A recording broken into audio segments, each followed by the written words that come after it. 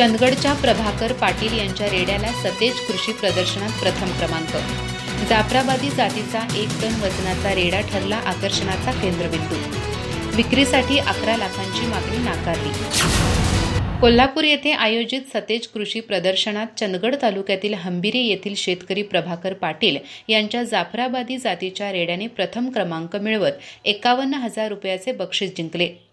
विशेष म्हणजे याच रेड्याला सोलापूरच्या एका शेतकऱ्याने 11 लाख रुपयांची मागणी केली होती। मात्र आपल्या पाळीव जनावराला विकायचे नाही असा स्पष्ट नकार प्रभाकर पाटील यांनी दिला। प्रभाकर पाटील यांनी 3 वर्ष 4 महिने वयाचा हा जाफराबादी जातीचा रेडा अत्यंत निगुतीने वाढवला असून त्याचे वजन 1 टन आहे।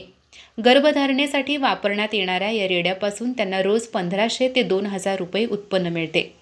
गेल्या वर्षी प्रभाकर पाटील यांनी नाचणीचे विक्रमी 74 क्विंटल उत्पादन घेऊन राज्यात पहिला क्रमांक मिळवला होता। राज्यपालाकडून 71,000 रुपयांचे पारितोषिक प्राप्त केल्यानंतर कोल्हापूर जिल्ह्यातील या कृषी प्रदर्शनात त्यांच्या रेड्याला 51,000 रुपये बक्षीस मिळाल्याने त्यांच्या शेतीसह जनावरांवरील प्रेम प्रकाशझोतात आले आहे। या यशासाठी मला चंदगड सेवा सोसायटीचे व्हाईस चेअरमन महादेव गुरव यांचे मोलाचे सहकार्य लाभले आहे, असे पाटील यांनी सांगितले।